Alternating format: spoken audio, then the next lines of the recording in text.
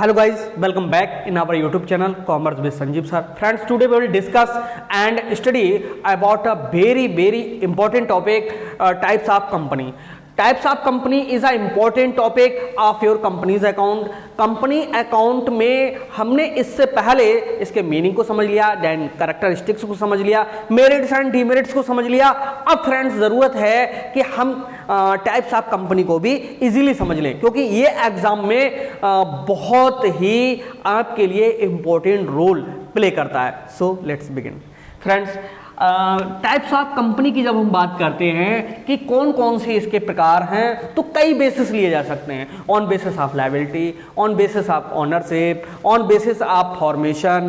तो ये जो और टाइप्स हैं उनके लिए मैंने अलग से यहाँ पर बता दिया है, बट यहाँ पर मोस्टली जो आता है एग्जाम में वो private company and public company के बारे में आता है, और वो होता है on basis of ownership. Ownership का मतलब है कि कंपनी का मेन ओनर कौन है, जो कैपिटल इन्वेस्ट की हुई है वो किसकी लगी हुई है. देखो गाइस, कंपनियों में क्या है कि पहले कंपनी एक्ट 1956 लागू था. ओके, अब हमारे यहां पर कंपनी एक्ट 2013 लागू है. यानी अब हमें जो कुछ भी रूल्स एंड रेगुलेशंस हमें फॉलो करने होते हैं वो हमें कंपनी एक्ट 2013 को फॉलो करना होता है. और कुछ बुक्स में, ये भी बता दूं, एनसीईआरटी तो तुरंत अपडेट कर चुकी है, लेकिन कुछ बुक्स में अभी भी कंपनी एक्ट 1956 के जो रूल्स हैं वो बुक्स में लिखे हुए हैं, जहां पर स्टूडेंट बहुत ज्यादा कंफ्यूज होते हैं. ओके, यहां पर थोड़ा सा मैं बता दूं. देखो, यहां पर दो कंपनियां हैं. एक हमारी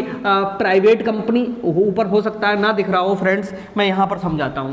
देखो, कंपनी एक्ट 1956 और कंपनी एक्ट 2013, दोनों में सबसे बड़ा जो डिफरेंस है वो क्या है. जो कंपनी एक्ट 1956 था उसमें जो प्राइवेट कंपनी थी और जो पब्लिक कंपनी थी, इन दोनों में मेंबर की अगर बात करेंगे तो यहां पर 2 मेंबर मिनिमम हुआ करते थे, और इसमें मैक्सिमम कितने थे, 50 थे, और यहां पर मिनिमम 7 थे, और अनलिमिटेड मैक्सिमम लिमिट यहां पर नो लिमिट थी. ओके, ये था. लेकिन यहां पर थोड़ा सा चेंज हुआ कि जो कंपनी एक्ट 2013 आया, बुक्स ने अभी तक, बहुत सी बुक्स ने मैंने देखा है कि जो न्यू बुक्स हैं उनमें इसको अभी सही नहीं किया है. तो 2013 है. यहां पर जो प्राइवेट कंपनी है उसमें मिनिमम तो 2 मेंबर हैं, बट अप टू 200, यानी मैक्स लिमिट इनकी कितनी कर दी है, 200 कर दी गई है. और यहां पर जो 7 मेंबर्स थे,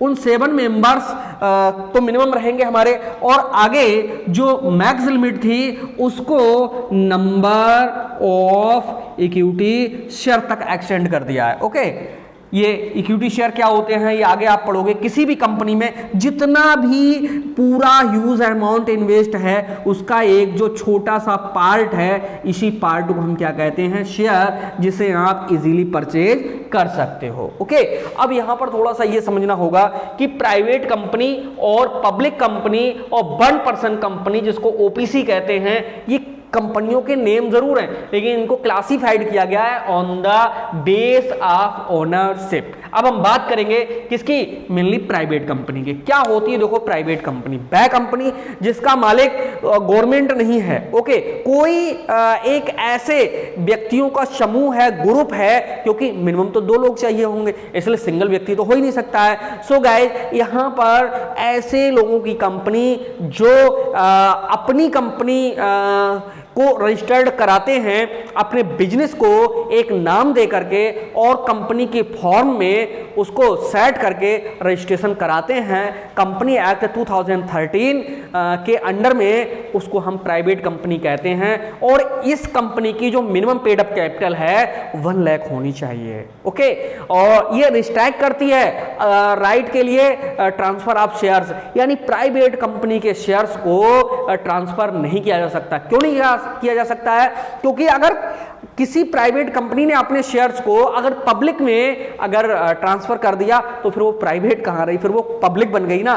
तो प्राइवेट कंपनी का मतलब ये होता है कि कुछ लिमिटेड लोगों की कंपनी, ओके, वो बिजनेस करते हैं। और फॉर सपोज मैं बता दूं आपको, जैसे ये जियो कंपनी है जो रिलायंस वालों की है, और जो कंपनी डालमिया ग्रुप की है, ओके, और बहुत सारी ऐसी कंपनी हैं जैसे एचएमटी है। ये ऐसी कंपनियां हैं जिनके जो ओनर हैं वो पहले से ही फिक्स्ड हैं, ओके, तो भैया वो अपनी ओनरशिप क्यों छोड़ देंगे। सो गाइज यहाँ पर जो प्राइवेट कंपनी होती है उसके मिनिमम डायरेक्टर्स भी 2 ही होते हैं, मिनिमम 2 डायरेक्टर से ये कंपनी स्टार्ट हो जाती है। तो प्राइवेट कंपनी वह कंपनी है जो पब्लिक नहीं है, ओके, वह कंपनी जो पब्लिक कंपनी नहीं है उसको प्राइवेट कंपनी मानेंगे। और इस कंपनी की जो मेन बातें हैं वो यही हैं कि कंपनी की जो कैपिटल है वो paid up capital should be 1 lakh, और ये कंपनी ना तो अपना एडवर्टाइजमेंट कर सकती है for the issue of shares, ना पब्लिक को इनवाइट कर सकती है, और ये कंपनी अपना बिजनेस रजिस्ट्रेशन होने के बाद जब बिजनेस स्टार्ट करने का परमिशन मिल जाएगी तभी स्टार्ट करेगी। ऐसी कंपनी को हम प्राइवेट कंपनी कहते हैं। उम्मीद है फ्रेंड्स समझ में आ गया होगा कि क्या है प्राइवेट कंपनी। वह कंपनी जो किसी भी प्राइवेट व्यक्ति की कंपनी है जिसको 2-4 लोग मिलकर के स्टार्ट करते हैं, मैक्सिमम 200 तक मेंबर्स इसके हो सकते हैं, मालिक हो सकते हैं, ओनर हो सकते हैं, शेयर होल्डर हो सकते हैं, तो उस कंपनी को हम कहेंगे प्राइवेट कंपनी। सेकेंड इज अब कौन सी, पब्लिक कंपनी। भाई पब्लिक कंपनी को जो डिफाइन किया गया वो इस तरह से किया गया है कि जो कंपनी प्राइवेट नहीं है उसे हम पब्लिक कंपनी कहेंगे। तो the company which is not private company is called public company. और जो पब्लिक कंपनी होती है इसका जो फॉर्मेशन होता है तो उस फॉर्मेशन में जो नंबर ऑफ मेंबर्स होते हैं वो मिनिमम 7 होना चाहिए और मैक्सिमम अब कोई लिमिट नहीं है, ओके। और लिमिट भी इसलिए कोई नहीं कहेंगे क्योंकि इसकी जो मैक्स लिमिट है वो नंबर ऑफ इक्विटी शेयर्स के बराबर है, और नंबर ऑफ इक्विटी जो शेयर्स हैं उनको इंक्रीज किया जा सकता है। और जैसे जैसे बिजनेस ग्रो करता चला जाएगा, बिजनेस का जो फील्ड है एक्सटेंड होता हुआ चला जाएगा, तो वहां पर क्या है, नंबर ऑफ इक्विटी शेयर्स को इंक्रीज किया जा सकता है, इशू किया जा सकता है। और इसके जो डायरेक्टर्स होते हैं वो मिनिमम 3 डायरेक्टर्स होते हैं, ओके। और ये जो कंपनी है पब्लिक कंपनी, सबसे अच्छी बात ये है इसमें आप भी अपना पैसा इन्वेस्ट कर सकते हो, ओके। ये इनवाइट करती है पब्लिक के लिए कि आप अपना पैसा हमारे बिजनेस में लगाइए, और जितना पैसा आप हमारे बिजनेस में लगाएंगे वो शेयर्स के माध्यम से होगा। ये शेयर्स क्या चीज होती है, क्या बकवास होती है, यहां पर मैं बता दूं कि आप जितना पैसा किसी कंपनी में लगाते हो, इन्वेस्ट करते हो, उस इन्वेस्ट किए हुए पैसे की एक प्रकार की रिसिप्ट कह लीजिएगा, गारंटी कह लीजिएगा, या इसका एक रिटन पेपर कह लीजिएगा, या डॉक्यूमेंट्स कह लीजिएगा, उसी को तो हम शेयर कहते हैं, ओके। इस पर सीरियल नंबर पड़ा हुआ होता है, कंपनी का नाम होता है, कंपनी की मोहर लगी हुई होती है, और इस पर आपने जो पैसा इन्वेस्ट किया है तो उसका पूरा ट्रांजैक्शन नंबर भी पड़ा हुआ होता है। सो गाइज ये जो कंपनी है अपनी जो कैपिटल है वो 5 लाख रुपए पेड अप से कम पे नहीं होनी चाहिए, यानी 5 लाख रुपए से अधिक पेड अप कैपिटल इसकी होनी चाहिए, ओके। और ये जो कंपनी है अपना प्रॉस्पेक्टस इशू करती है। प्रॉस्पेक्टस क्या होता है, ये सारी चीजें आपको हमारे नोट्स है उसमें आपको मिलेंगी, बहुत ही इजीली बढ़िया से नोट्स मिलेंगे, क्योंकि जो स्टूडेंट्स हैं वो कहीं टीआरजी की जो है बुक खोजते रहते हैं, कहीं जैन साहब की खोजते रहते हैं, कहीं एनसीईआरटी खोजते रहते हैं, कहीं पूनम गांधी को खोजते रहते हैं। फ्रेंड्स आपको कोई जरूरत नहीं है, आप ऐसे चैनल पे आप आ चुके हो जहां कॉमर्स में अकाउंट्स की, इकोनॉमिक्स की और बिजनेस स्टडी की आपको बिल्कुल इजी, फुल एंड सटीक जानकारी आपको दी जाती है, और हमारे जो नोट्स भी होंगे आपको कोई जरूरत नहीं है। देखो नंबर ऑफ हेडिंग्स हम इतनी प्रोवाइड कराते हैं जो आपको किसी बुक में नहीं मिलेंगी, ओके। आप 3 बुक्स रख लेना फिर भी इतनी इजी हेडिंग्स और सरल नहीं मिलेंगे। तो समझाने का जो अपना अपना तरीका होता है, हर टीचर का अलग होता है। हम यही चाहते हैं कि हमारे चैनल पर अगर आ गए हो तो चैनल सब्सक्राइब करो या ना करो, हमें कोई इससे मतलब नहीं है, बस हमसे जुड़ने के बाद अगर आपको कुछ बना ना पाए तो फिर हमारा पढ़ाना व्यर्थ है। कामयाब ना हो पाए, पढ़ाना व्यर्थ है। 11th में और 12th में अगर आपका बेस मजबूत हो गया, ये मेरी गारंटी है कि आप कुछ ना कुछ बन जाओगे। ओके, मोस्टली जो स्टूडेंट होते हैं वो 11th में ही अपना टाइम पास कर देते हैं, वो सर्चिंग में लगे रहते हैं कि मैं क्या पढ़ूं क्या ना पढ़ूं। अरे यार आओ हमारे चैनल पे, हम प्ले लिस्ट में चले जाओ, आप जो सब्जेक्ट देखोगे एकदम सटीक, strong and very easy method से आपको सारा सब कुछ मिलेगा। तो चलिए आगे चलते हैं। हम बात कर रहे थे पब्लिक कंपनी की, अब बात करेंगे ओपीसी की। 1% कंपनी, यार कंपनी का फॉर्मेशन ही कम से कम 2 लोगों से होता है, फिर ये 1% कंपनी का मतलब क्या हुआ? ये एक समझने वाली बात है। देखो होता है 1% कंपनी का मतलब है कि एक शेयर होल्डर ऐसा हो सकता है जिसके पास में 51% से ज्यादा अकेले शेयर हो, तो समझ लो उस कंपनी पे होल्ड किसका हो गया? उसी व्यक्ति का हो गया जिसके पास में 51% शेयर्स हैं। यार तुम रिलायंस कंपनी के शेयर परचेज कर सकते हो, लेकिन वो जो अंबानी जी हैं वो 51% शेयर तो अपने ही पास रखे हुए हैं, वो 51% शेयर तो किसी को देंगे ही नहीं, क्योंकि 51% अगर शेयर उन्होंने दिया नहीं, कंपनी दूसरी की हुई नहीं, तो दूसरी की कंपनी कैसे हो जाएगी जब हम ही 51% शेयर के होल्डर्स हैं। सो गाइज, वह पर्सन जो अकेले कंपनी पे अपना कमांड रखता है, होल्ड रखता है, वो सिर्फ समझ लो कि 51% ऑफ इक्विटी शेयर्स का पार्ट, मिनिमम की बात कर रहा हूं, 51% रखता है। उससे ज्यादा भी तो रख सकता है भाई, उसके पास में पैसा है, उसके पास में पावर्स हैं, उसके डायरेक्टर्स हैं और उसकी कंपनी है, उसका बिजनेस फॉर्मेट किया हुआ है, उसने बिजनेस को स्टैंड किया है, उसने रजिस्ट्रेशन कराया है, उसमें सब कुछ अपना रखा हुआ है, और आपके लिए 49% शेयर इसलिए देता है कि उसके पास में पैसे की लोन लेने की अपेक्षा आपसे लोन ले लेता है। वो बैंक से लोन ले भाई, आपका पैसा वहां लग जाता है। सो गाइज, ये ऐसी कंपनियां 1% कंपनी कहलाती हैं, जिसको हम ओपीसी कहते हैं। इस कंपनी को कभी भी ट्रेडेड किया जा सकता है, private company and public company में कभी बदल सकता है ये व्यक्ति, लेकिन उसके लिए कुछ लिमिटेशंस लगी हुई हैं, जो इस वीडियो में अगर बताएंगे तो बहुत लंबा वीडियो हो जाएगा। बस इतना ही पर्याप्त है। जैसे रिलायंस वाले हैं, उन्होंने 51% अपने पास रखा हुआ है और बाकी 49% में आपको कर दिया, आप अपना पैसा रिलायंस में इन्वेस्ट कर सकते हो। तो ये हमारी 3 कैटेगरी हुई, किसकी? On base of ownership, types of company या kinds of company. Private company जो प्राइवेट लोगों की है, पब्लिक कंपनी जो प्राइवेट की नहीं है। अब तुम सोचोगे कि ये क्या सरकार की है?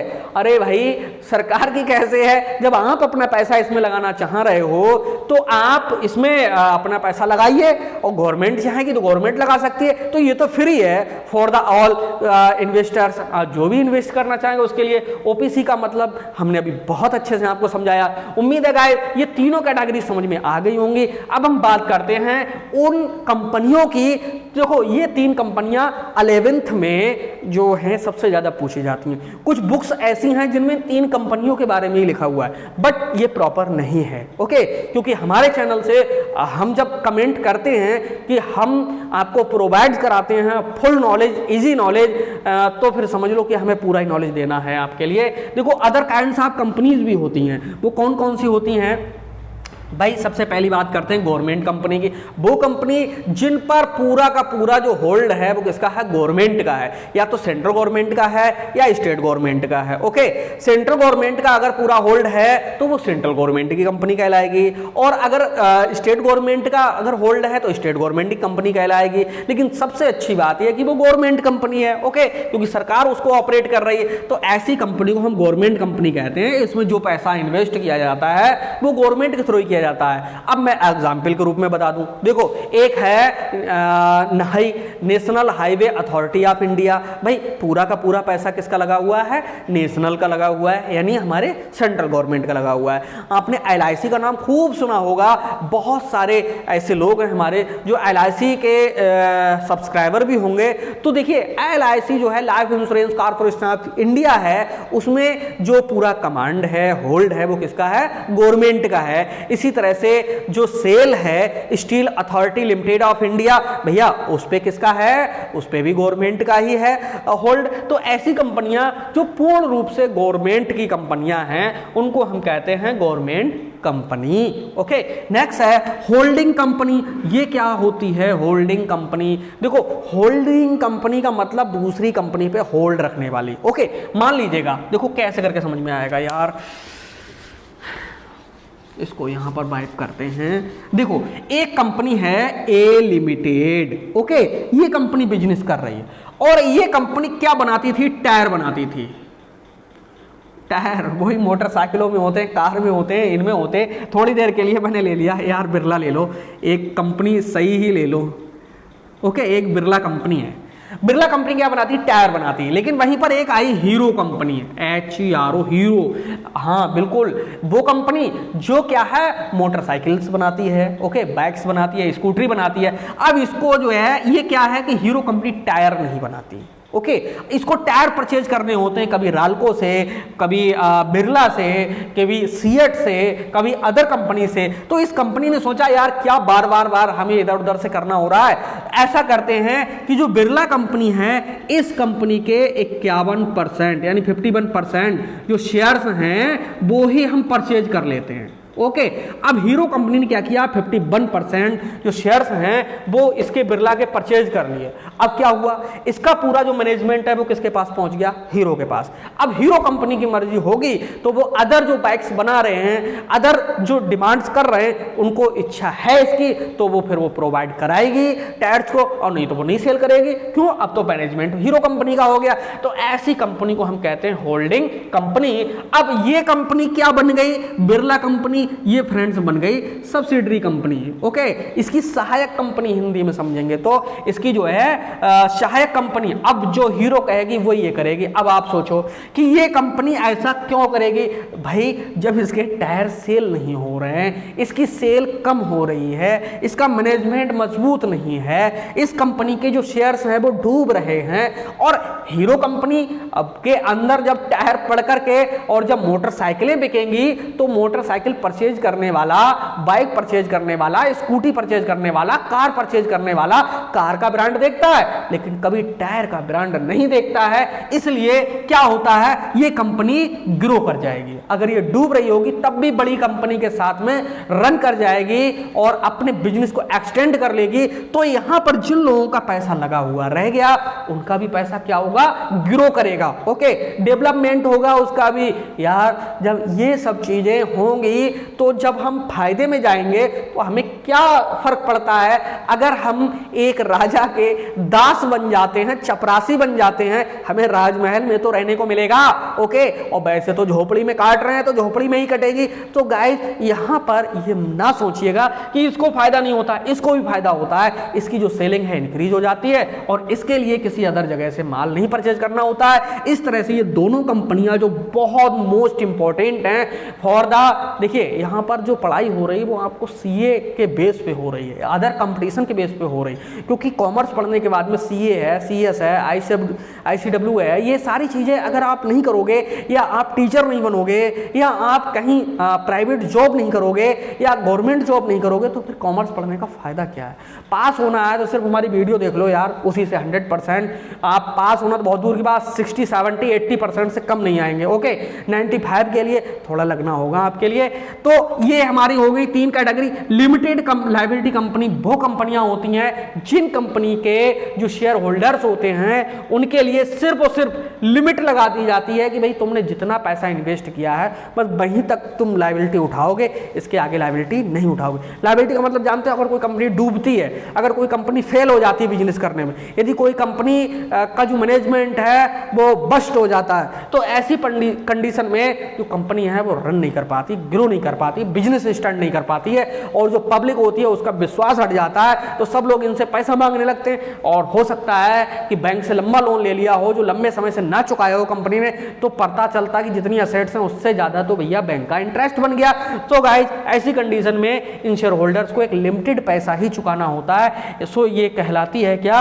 Limited liability company. यार बहुत मेहनत करते हैं आपके लिए, वीडियो को लाइक कर दीजिएगा, दोस्तों में शेयर कर दीजिएगा, हो सके तो हमारा चैनल सब्सक्राइब कर लीजिएगा। ओके, आपको बहुत सारी अच्छी इसी तरह से हम वीडियोस और आपका कंटेंट है वो प्रोवाइड कराते रहेंगे।